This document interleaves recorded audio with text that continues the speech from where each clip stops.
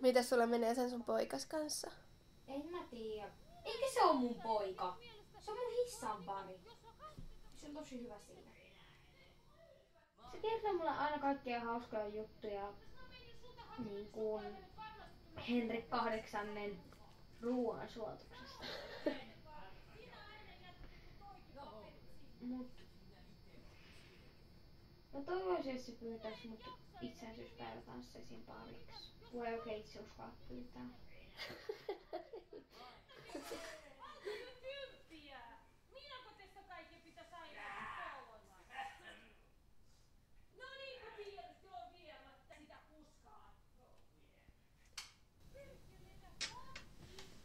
Hei, mä tiedän mihin me hurmataan. Se.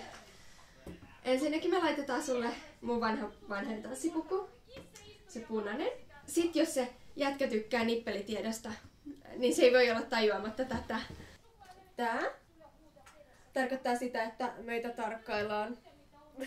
Ja jos sä teet näin, tää merkkaa, että mä vihaan sua.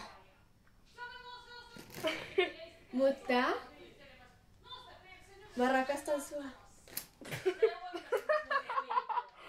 ei. Jos sä haluat saada sen nauraa, sit sä teet näin.